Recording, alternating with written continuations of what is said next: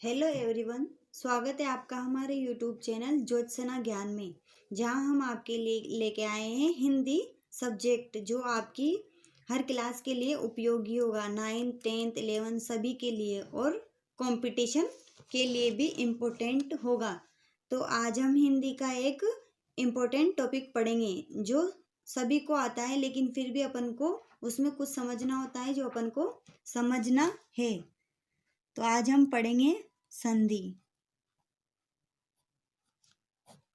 संधि क्या होती है? संधि का विच्छेद करना अपन को आना चाहिए, सभी को आता है संधि का विच्छेद करना तो, लेकिन कुछ ऐसे शब्द होते हैं जिनको अपन को तोड़ने में या उसका विच्छेद या उसको संधि बनाने में प्रॉब्लम आती है। तो हम आज पढ़ेंगे कि संधि किसे कहते हैं, संधि विच्छेद किसे कहते हैं। तो संधि यानी कि दो वर्ण, जहाँ दो वर्ण मिलते हैं उनके मिलने से जो शब्द के उच्चारण में और उसको लिखने में जो परिवर्तन होता है उसको क्या कहते हैं? संधि कहते हैं। दो वर्णों के मेल से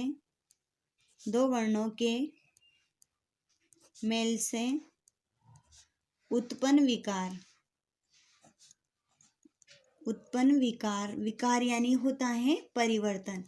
यानी कि जहाँ दो वर्ण मिलते हैं उनके मिलने से जो विकार उत्पन्न होता है उसे क्या कहते हैं? को संधि कहते हैं।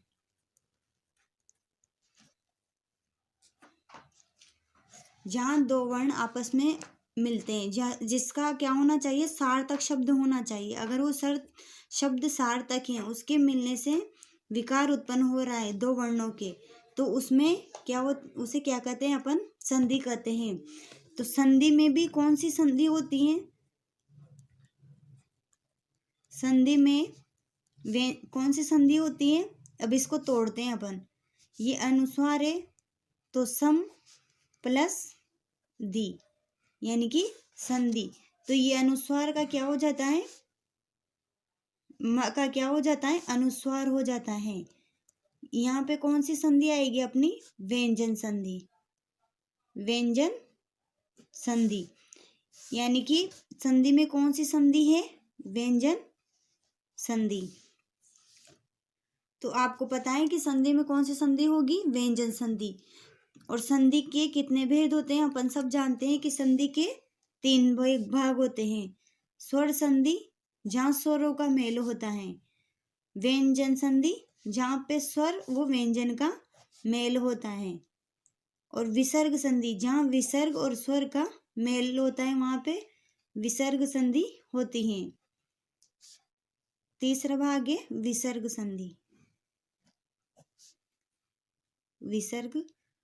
संधि। अब इनमें से भी व्यंजन संधि के तो कुछ नियम होते हैं, विसर्ग संधि के भी कुछ नियम होते हैं, लेकिन स्वर संधि के क्या होते हैं? अलग अलग पार्ट होते हैं, जहाँ पर अलग अलग स्वरों का मेल होता है, उससे विकार उत्पन्न होता है। तो पहले आती है स्वर संधि। स्वर संधि के कितने पार्ट होते हैं या कितने भेद होते हैं? स्वर संधि के भी कितने भाग होते हैं? 5 भाग होते हैं। स्वर संधि के 5 भाग होते हैं। 5 भाग होते हैं। पहला है दीर्घ स्वर संधि। दूसरा है गुण स्वर संधि।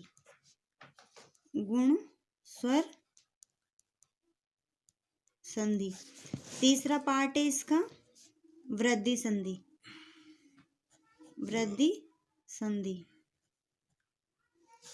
चौथा पार्ट है यण संधि।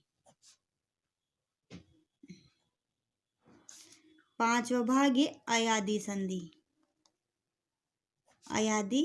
संधि। यानी कि हम सब जानते हैं कि स्वर संधि के कितने भेद होते हैं?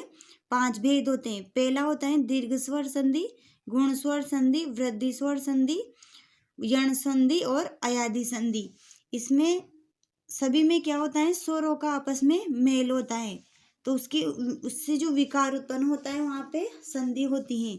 तो आज हम पढ़ेंगे सबसे पहला भाग कौन सा है? दीर्घ स्वर संधि। दीर्घ स्वर यानी कि क्या होता है? हम सब जानते हैं कि दीर्घ यानी क्या होता है? बड़ा होता है। दीर्घ का अर्थ होता है यानी कि बड़ा। अपन को ये देखना है कि शब्द कहाँ से बन रहा है, उसका विच्छेद कैसे हो रहा है, वो अलग कहाँ से हो रहा है और उस जुड़ कहाँ से रहा है। तो दीर्घ यानी होता है बड़ा। जहाँ दो स्वर, जहाँ दो स्वर लघु व दीर्घ, लघु व दीर्घ स्वर आपस में मिलकर उनमें विकार उत्पन्न होता है, वहाँ दीर्घ संधि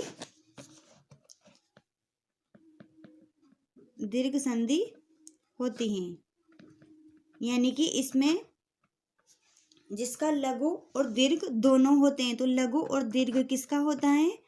आ का, ई का, ऊ का। इन तीनों स्वरों का, यानी कि इन तीन स्वरों का दीर्घ और लघु दोनों होता है। तो इनके मिलने से जो विकार उत्पन्न होता है, या बड़ा हो या छोटा हो, कोई सा भी हो, तो वहां पे इन दोनों के मिलने से जो शब्द बनेगा वो क्या आएगा? बड़ा आएगा, यानी कि दीर्घ होगा। तो पहला कौन सा आएगा अपना नियम? अपन को नियम याद होने चाहिए, जब भी अपन क्या कर पाएंगे? संधि का विच्छेद कर पाएंगे और उसकी संधि बना पाएंगे। तो पहला नियम क्या है? आ, यानी कि जहाँ प्रथम शब्द का अंतिम वर्ण और दूसरे शब्द का प्रथम वर्ण आपस में मिलते हैं, तो उसके मिलने से जो परिवर्तन होता है शब्द में, उसके लिखने में जो परिवर्तन होता है, वहां पे कौन सी संधि आएगी? दीर्घ स्वर संधि। तो जैसे आहो या आहो या आहो, कोई सा भी शब्द आ जाए, कोई सा भी वर्ण आ जाए दो वर्णों के बीच में, तो वहां पे कौन सी संधि होगी? दीर्घ स्वर संधि। जैसे ये दिवस है, दिवस प्लस अंत, हम सब जानते हैं कि इसका संधि क्या होगी, क्या होगा यहाँ पे? अब अपन यहाँ इसका विच्छेद करके देखते हैं कि भाई इसमें कैसे संधि बनेगी। जैसे दिवस है, दिवस का तो प्रथम शब्द कौन सा है? दिवस। अंतिम शब्द कौन सा है? अंत। तो यहाँ पर इसका अंतिम वर्ण क्या आएगा? स का अंतिम वर्ण क्या है? अ। इधर भी क्या है? अ।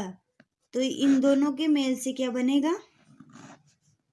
अ और आ है तो भी दीर्घ आ बनेगा। तो यहाँ पर इसमें से अ निकाला तो ये आधा रह जाएगा। तो आधे का अपन को कैसे प्रदर्शित करना है? यहाँ पे हलंत से, कि इसमें से आधा निकाला तो अ निकल गया, तो स कैसा रह गया? आधा रह गया। तो अब इसको पूरा कर, दिव, ये स आधा था तो ये आ इसमें मिल गया, तो ये दिव शांत बन जाएगा।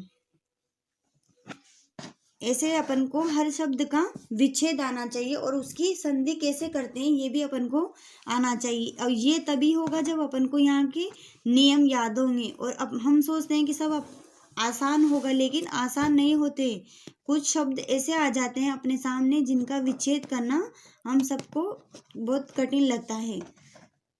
जैसे निशा प्लस अंत, निशा प्लस अंत। अब इसमें से सा में से क्या निकलेगा? आ। तो ये कैसा रह जाएगा? सा आधा। इधर क्या है? इसका अंतिम प्रथम शब्द का आ और आ का मेल होगा, तब भी यहाँ पे क्या बनेगा? दीर्घ आ। तो यहाँ पे कौन सा शब्द बनेगा? नी। और ये सा आधा है तो इसमें आ मिल जाएगा, तो नी शांत, ये पूरा कर देगा। यानी कि इस शब्द में आ मिलने से इस शब्द को क्या कर देगा? ये पूरा कर देगा। ऐसे ही दीर्घ संधि के अनेक उदाहरण हैं जिनको आपको विच्छेद करके देखना है, जिनके अलग अलग होते हैं। जैसे ये तो हो गया अ का। दूसरा नियम क्या बनेगा अपना? ई। यानी कि छोटा ई हो या बड़ा ई हो, शब्द के अंतिम वर्ण और प्रथम वर्ण होना चाहिए, तब भी अपना क्या आएगा? दीर्घ आएगा। जैसे हरि प्लस ईश, अपन को प्रथम शब्द का अंतिम वर्ण और अंतिम शब्द का प्रथम वर्ण ढूंढना आना चाहिए कि भाई इसमें क्या आएगा। अब हरि का अंतिम वर्ण क्या है? ई है। हरि का अंतिम वर्ण क्या है? तो जो शब्द है उसमें जो स्वर है वो क्या आएगा? अंतिम शब्द आएगा। इधर भी प्रथम वर्ण क्या है? दीर्घ ई। तो इन दोनों के मेल से क्या बनेगा? दीर्घ ई। इधर छोटा ई हो या इधर बड़ा ई हो, दोनों के मेल से क्या बनेगा? दीर्घ ई। तो हरि प्लस इस हरि में से ई निकल गया तो र कैसा रह गया? आधा रह गया। अभी इसको पूरा करेगा तो हरि प्लस इसमें ई करेंगे और इधर क्या बच गया? स बच गया। तो ये पूरा करेगा तो क्या हो जाएगा? ये बड़ा ई मिलकर इसको क्या कर देगा? इस हरि को क्या कर देगा? दीर्घ कर देगा, यानी कि हरीश। हरीश शब्द बन जाएगा अपने। हरीश की संधि क्या होगी? हरि प्लस ईश। शब्द का अर्थ भी निकलना चाहिए, उसका विच्छेद गलत नहीं होना चाहिए। अगर वो वहाँ पे सुसंगत है तब तो वहाँ पे क्या होगा? संधि बनेगी। वरना कोई शब्द निरर्थक शब्द है जिसका कोई अर्थ नहीं निकल रहा है तो वहाँ पर संधि का कोई संधि नहीं होगी। वहाँ पर क्या होगा? संयोग से शब्द बनेगा। जैसे रजनी प्लस ईश क्या बनेगा? पहले क्या करना है अपन को? शब्द को तोड़ना है। तो इसका अंतिम वर्ण कौन सा आ जाएगा? ई। इसका भी अंतिम वर्ण क्या है? प्रथम अंतिम शब्द का प्रथम वर्ण क्या है? ई। अब दोनों दीर्घ ई है तो यहाँ पर दीर्घ ई आएगा। यूं नहीं है कि छोटा हो या बड़ा हो, कोई सा भी हो तो कौन सा शब्द आएगा? दीर्घ ई आएगा। तो रजनी प्लस ईश का क्या होगा? रजनीश, यानी कि बड़ा हो जाएगा। बीच में अपन को शब्द का विच्छेद करना आना चाहिए। अपन को हर नियम याद है तो अपन उसका हर शब्द का विच्छेद कर सकते हैं। तो ये हो गया ई। तीसरा नियम क्या आएगा? उ। यानी कि प्रथम शब्द का अंतिम वर्ण उ या द्वितीय शब्द का प्रथम वर्ण उ या दीर्घ उ हो, कोई सा भी उ हो, तब भी क्या होगा? इनके मेल से बड़ा उ बन जाएगा। जैसे लघु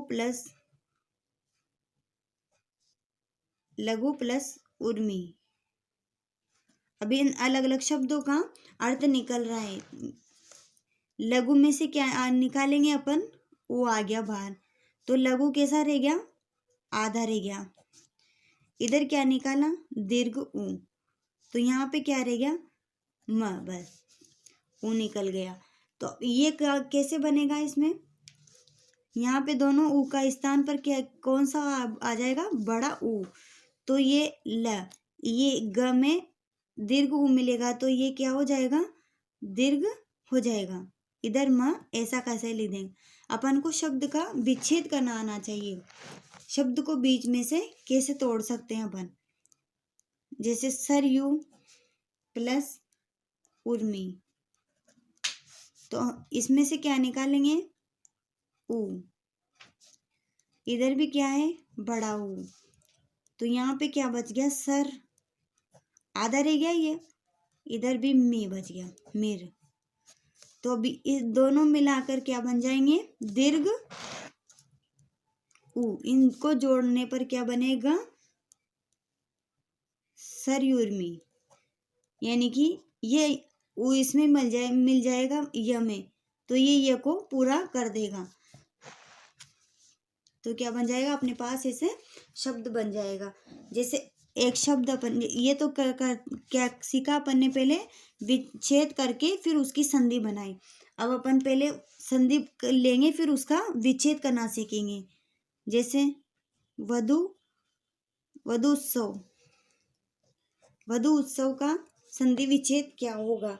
तो वधु उत्सव ऐसा शब्द ढूंढना है अपन को कि ये सार्थक भी लगे और उसका अलग अलग अर्थ भी हो। तो वधु में वधु प्लस उत्सव क्या आएगा? वधु प्लस उत्सव। अब वधु में दीर्घ उ ही आएगा, लघु उ आने से ये शब्द नहीं बनेगा, सार्थक नहीं बनेगा। वधु में से क्या अलग करेंगे अपन? दीर्घ उ। इधर भी क्या होगा? अब इन दोनों के मेल से कौन सा शब्द बनेगा? दीर्घ उ। तो वधु में से उ निकाल दिया तो द कैसा रह गया? आधा रह गया। इधर क्या है? दीर्घ उ। इधर क्या बच गया? सौ, उत्सव। उ निकल गया तो क्या बच गया? सौ बच गया। तो ये वधु उ को ये क्या कर देगा? पूरा कर देगा। तो वधु उत्सव क्या शब्द बन गया अपने पास? वधु उत्सव। धन्यवाद।